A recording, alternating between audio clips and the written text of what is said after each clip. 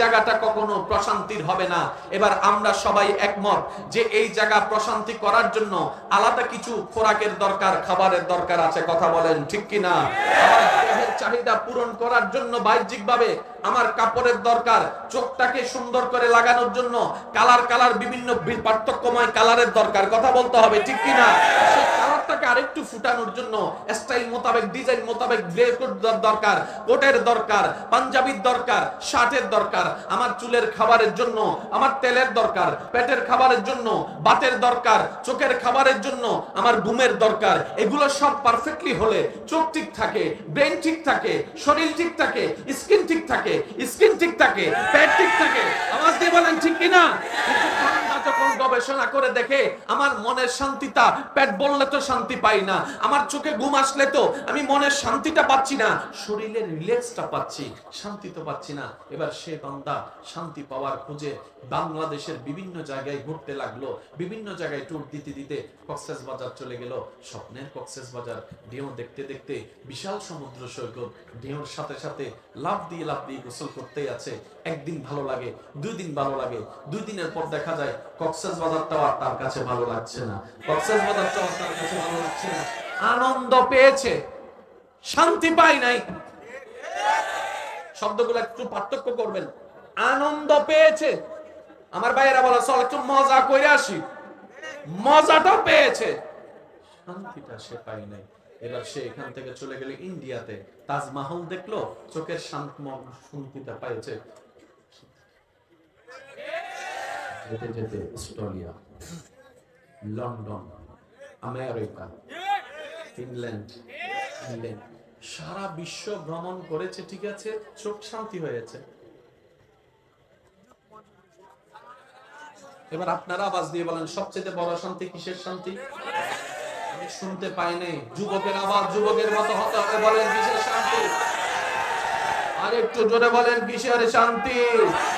এবার সেই বান্দারা সারা বিশ্ব ভ্রমণ করে লক্ষ কোটি ডলার খরচ করার পরও দিলটাকে যখন শান্তি করতে পারে নাই, নিজের রুমের মধ্যে এসে সবার সাথে কথা বন্ধ করে, দরজাটা বন্ধ করে, লাইট অফ করে দিয়ে যখন ভাবতে লাগলো আমার তো শান্তির দরকার, আমার অন্তরের তো শান্তির দরকার, আমার তো একটু প্রশান্তির দরকার, আমার তো একটু বাঁচতে হওয়ার দরকার আছে, আমার তো একটু শান্তির দরকার আছে, কোথাও তো পাচ্ছি না।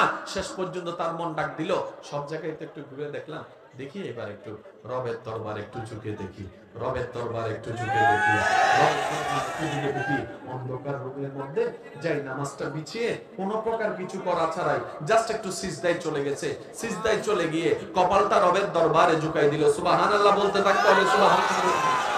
রবের দরবারে ঝুঁকাই দিল, নাকটা রবের দরবারে ঝুঁকাই দিল, হাত দুইটাকে সিলিন্ডার করে দিল, কোমরটাকে ভেঙে দিল, হাঁটুটাকে লাগাই দিল, পাটাকে জোর করে দিল, রবের দরবারে ঝুঁকে ফেললো। চোখটা বন্ধ করে অজর ধারা নয়নে যখন পানি আসতে শুরু করলো চোখ থেকে, 2 মিনিট 3 মিনিট 4 মিনিট যেতে না যেতে হঠাৎ করে সে অন্তরে কেমন যেন একটা প্রশান্তি অনুভব করতে শুরু করেছে, প্রশান্তি অনুভব করতে শুরু করেছে। এবার যখন সে সেই শান্তির ছোঁয়াটা অনুভব করলো, সে আবার সেই সময়টা আরো বাড়াই দিল, 1 মিনিট থেকে 3 মিনিট 4 মিনিট 5 মিনিট।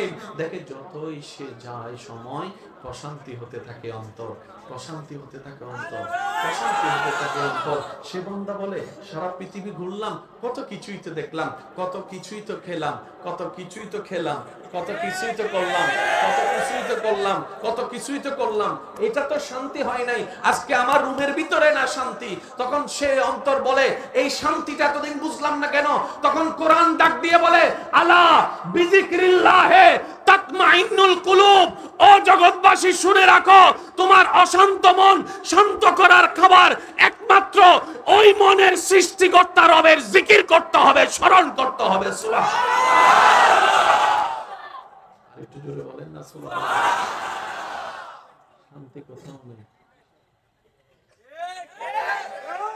আমি কাউকে নামাজ পড়তে বলি না, যার শান্তি দরকার তারা বলি না। সে বলে দেন আমি শান্তিতে আছি, আপনাদের এলাকায় ভালোবাসা আছে? আস্তে আস্তে করি, আপনারা আস্তে আস্তে করি, আমার দাদা শুনলে লাড়ি দিয়ে লড়াই করবে। ভালোবাসা আছে? ভালোবাসা করে মানুষ কি লাগে? কষ্টের জন্য না শান্তির জন্য? প্রথম দিন কি পাই? দ্বিতীয় দিন শান্তি, 6 মাস পরে 1 বছর পরে 2 বছর পরে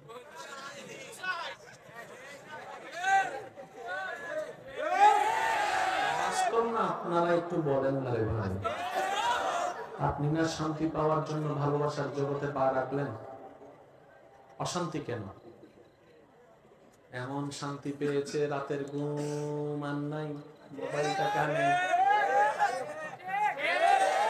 চোখে বলে যে ঘুমা, এটা কয় আমার প্রেমের শক্তি বেশি, ঘুমাইতাম না। ঠিক আছে নি?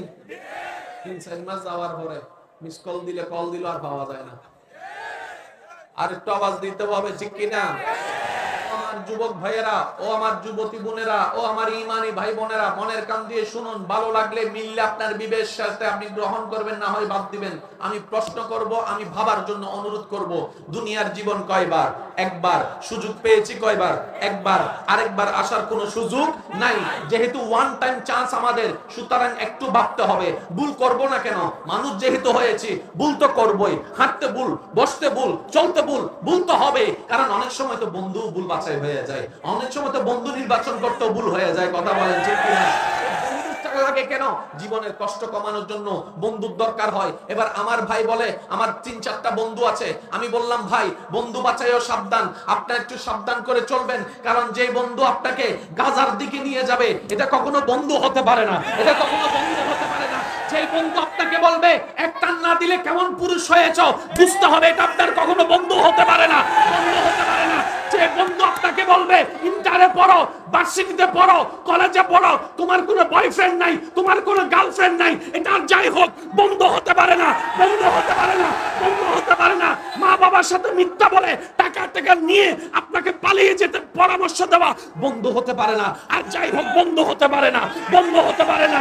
নিজের পালসার কেনার জন্য, হোন্ডা কেনার জন্য মা বাবাকে অত্যাচার করা পরামর্শদাতা বন্ধু হতে পারে না।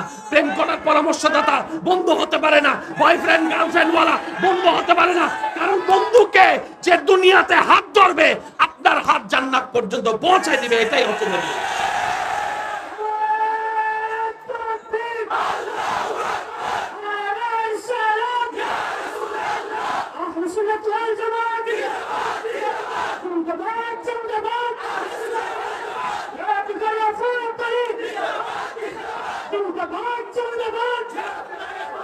উচ্চ আওয়াজ একবার বলেন মারহাবা। বন্ধু নির্বাচনের মধ্যে একটু সজাগ হওয়ার দরকার আছে না নাই? যারা যারা লাভ চান, যারা যারা শান্তি চান, আপনারা মনোযোগ দেন। আর যাদের দরকার নাই,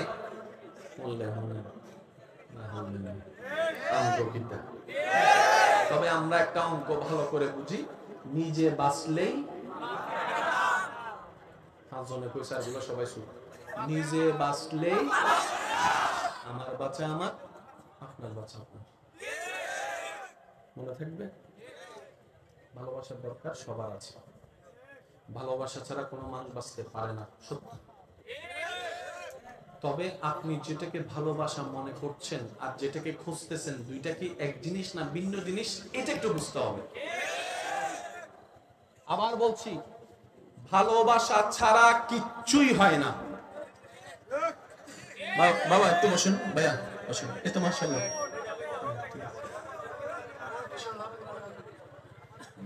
ভালোবাসা ছাড়া বলেন না। এটার আওয়াজ কি আপনারা শুনতেছেন? এই দুইটার আওয়াজ শুনতেছেন? শুনলে একটু আওয়াজ দেন। ভালোবাসা ছাড়া কিচ্ছু। আপনি এমনে রান্না করেন আর একটু ভালোবাসা রান্না করেন, দেখবেন যে স্বাদটাও পাল্টে গেছে। আমার কথা বিশ্বাস না হয়, ঘরে যায় রান্না করে তারা যায় জিজ্ঞেস করেন। যে রান্না করে আপনার ঘরে মা বলেন, বোন বলেন, ভাবি বলেন, যেই বলেন, বউ বলেন, আজকে যাইয়া রান্না করার আগে 10 মিনিট ওনার একটু প্রশংসা করে মনটা খুশি করে দিবেন। দেখবেন ওই দিনের রান্না হবে বেস্ট। বুঝতে পারছি?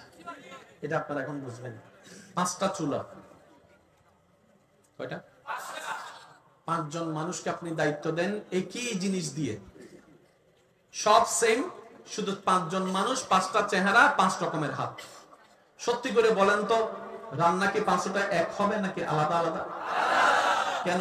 মশলা তো সব এক। বুঝাইতে পারছি না আমি কথাটা? মশলা সব জিনিসপাত্রী সব।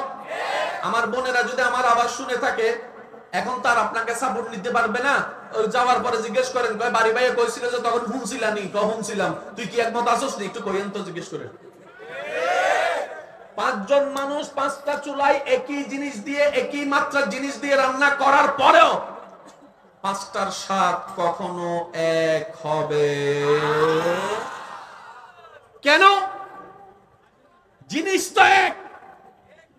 মনে রাখবেন, এটা যখন খুশি হয়, ছোট্ট কাজ হোক,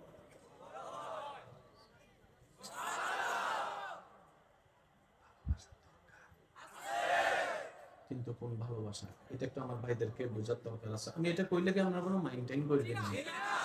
মাইন্ড করলে করবেন না। যদি আমার উপর মাইন্ড করে আপনার জীবনটা সুন্দর